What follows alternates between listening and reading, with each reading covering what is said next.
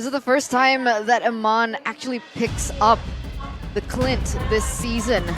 As you also take a look at the counter index. This time it is favoring Aura with quite a hefty number.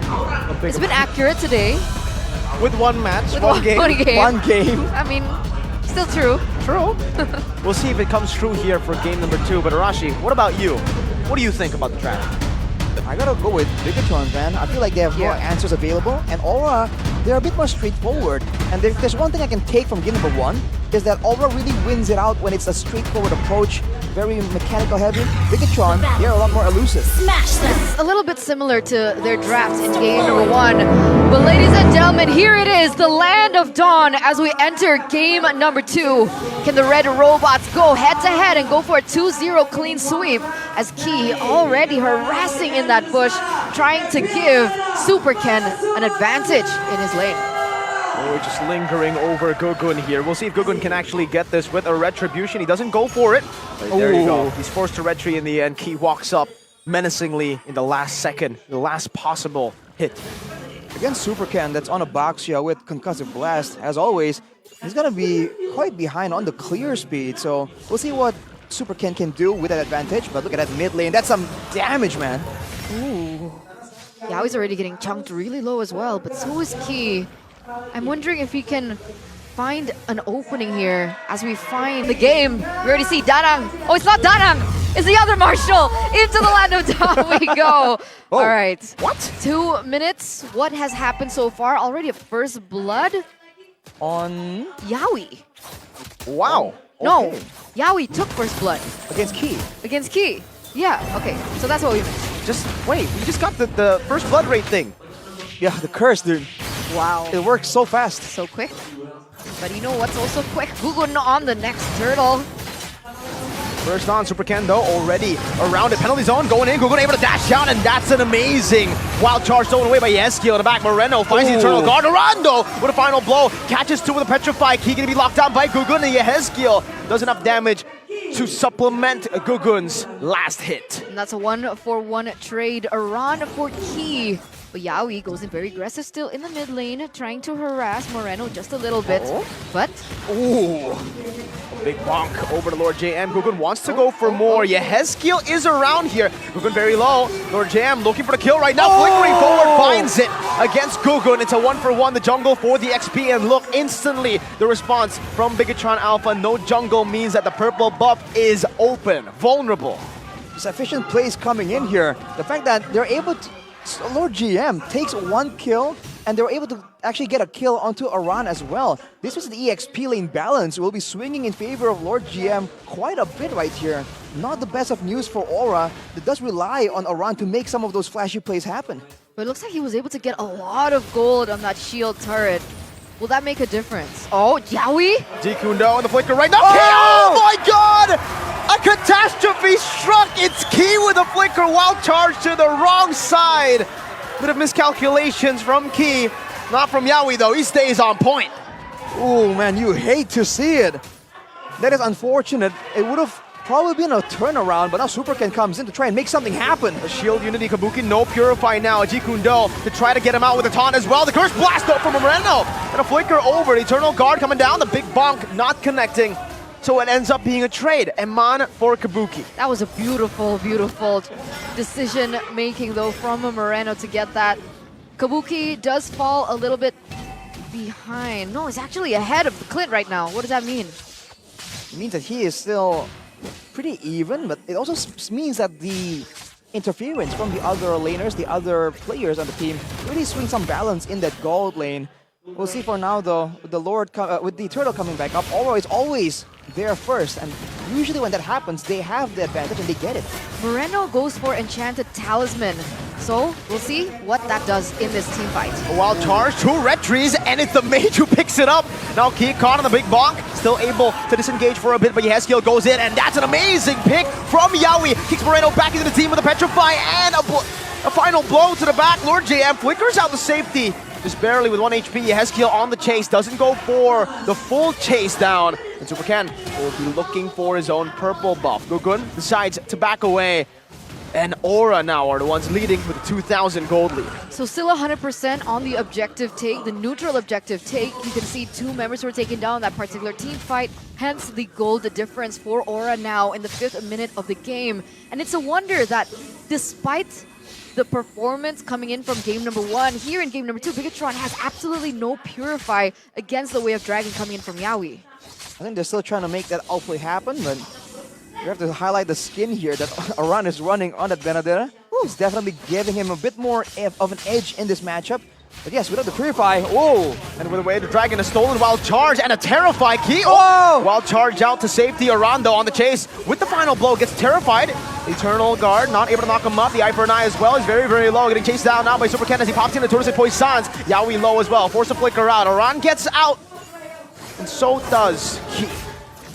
Man, Moreno there almost gets the kill. I feel like he could have used the Eternal Guard a bit earlier there. But again, he's playing it quite intelligently. He doesn't want to just use his full combo whenever there is a potential kill. He wants to make sure that he uses it for the right moment, where it's going to be the most critical, the most valuable.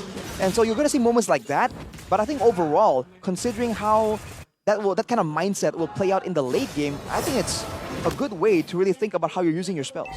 We're getting glimpses of the oldest Super Ken back. Again, he's consistently always a level ahead of Gugun at the moment, still is. So that does give him a little bit of an advantage as both teams are going to center around the next neutral objective. Key and Yawi though. Way the Dragon over to Key again. Another wild charge stolen away by Yehezkiel. And the lockdown, Kabuki shreds through him. Yawi with the conceal. Trying to open up for the team. Moreno Curse Blast over to Yawi, poking him down. Lord JM getting into position as Kabuki goes back towards the bottom side. Super Ken poking Yawi. The turtle right now still held down by Gugun, who is equal in levels to Super Ken. And Mon gets solo killed by Aran. The split pusher in the side. It's 2 kills over to Aura before the turtle even gets fought for. Lord JM jumps in with the penalty zone right now, and that is again Yehezkiel who gets the turtle. 2 Retries, and it's Yehezkiel. Super Ken doesn't press the retribution He doesn't. though. What? I don't know if he didn't get the chance to or he wasn't ready for it, but Aura, they're just playing this really, really well. Lord GM now. All alone, shredded down, Kabuki and Yehezkiel. Quick work. It seems like now it's the opposite. Bigatron Alpha are the ones that are just confused on what to do, constantly outmaneuvered and outplayed at every single time. Even though they have a lot of tools, they have not been allowed to use them. Oh, man! Oh, again? Another Again? solo kill, and Aran deletes him from the lane again. Twice in a row, ladies and gentlemen. Aman is arguably the best gold lane at the moment, and Aran says, nope, nope, nope, not today. Take my sword. Not against me today. You're seeing it again. Aura, when they go for skirmishes, they win it out. But Bigatron, they have to go for a proper team fight to actually come out on top. Good shield in the but Chun-Pu is still there. Eternal Guard peeling for Super Ken. Kabuki is doing so much damage. Wild charge to the back with the Yehezkiel doing the same thing, but now going to be locked down inside the range of the turret. Lord JM, a DPZ for the team to kite away. Gugun's 1 HP, but he doesn't die. Not yet. He is still able to get up for a bit. And man, there's a lot of damage. Oh, part 2, jumping onto Iman, trying to kite away again, and Aran again is able to slice his way over to take Iman down for the 4th time. He loses his life, but is it worth it? Yes, right? That was a shutdown. I think it has to be at this point. I mean, Bigatron, it's a great shutdown too, but for Aran, trading his life to really shut down one of the biggest players in game number 1 here, shutting down the late game for Bigatron is definitely still a value play. Number 1 in damage dealt, Aran showing again that he is just a complete menace. And we talked about how Bigatron were so good at rationing their spells, their skills in game number 1. In game 2 right here, they seem just confused. Particularly Moreno, I'm not quite getting who exactly he has his eyes on to try and stun and crowd control in these fights. The fact that Aura is moving in and out, right? Confusing them if they're going for an all-in or just a feint. It's what's making Bigatron just doubt themselves, and they're not playing as decisively as they usually do. Yawi is. Way the Dragon over to Lord JM. Going to be melted down with Wild Charge. Stuns up 2. Now a penalty zone onto 2, but in the back line is going to be Yaman, who tries his best to deal damage. Aran deletes Moreno. Now into the back. Again with the final blow. Gets out, zones them away. Aran is doing so much work.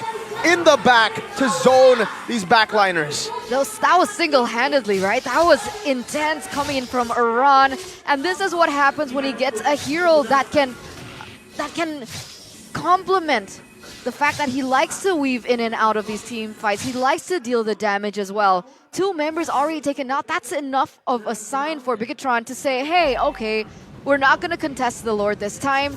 You are free to get it, but that has propelled Aura to a 7,000 gold lead. And to make things worse for Bigatron, if you look at these fights, whenever Bigatron go for a fight, it's always at the neutral objective. And Aura, they're not going mainly for the neutral objective. In fact, they're waiting for Bigatron to come in, and they're letting Kabuki just free hit. Because Bigatron are so tunneled on trying to get Gugun, that gives so much space for Kabuki to actually dish out that damage. And it's always Lord JM at the end of the damage received, right? Kabuki shreds instantly through Lord JM, even though he's also trying to do the same thing Iran is doing. And this is the problem when they go for this 5v5, when it gets too messy for Bigatron. Aura already marching down in the mid side. You can already see the Lord also coming through. Yaoi's looking for the right moment. Key trying to look for a counter perhaps, but they're not going to go for it. They're not going to go for the siege. Are they waiting for the second coming of the waves?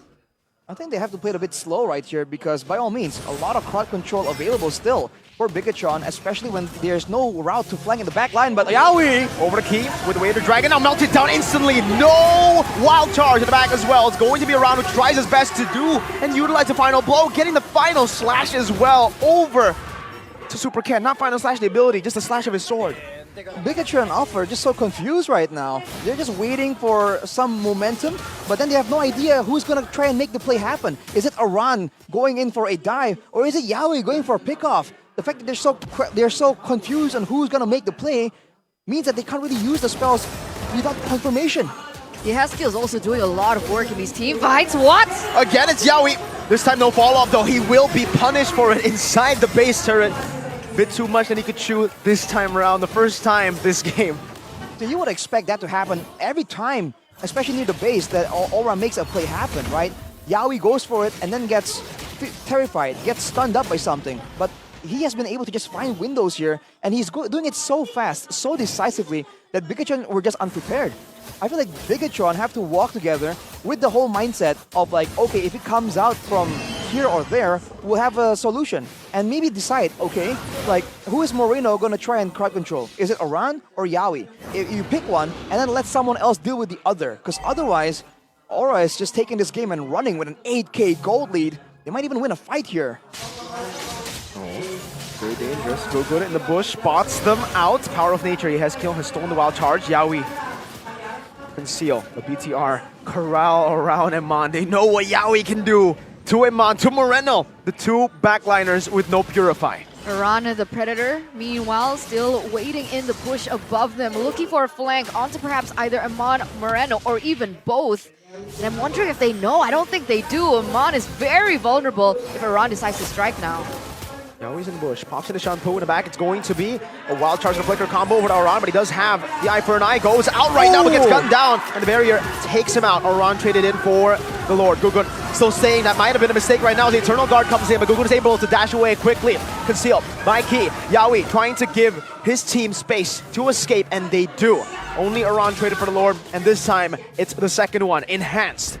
I feel like that's a great move by Bigatron, going for the heroes instead of going for the Lord and allowing Aura to flank them instead. But now they backed away and they allowed Aura some time. Whoa! A wild charge and a flicker over to Eman, and Kabuki's right there to pick up the scraps, and Key as well, going to be locked down and taken out. Kabuki shredding through them.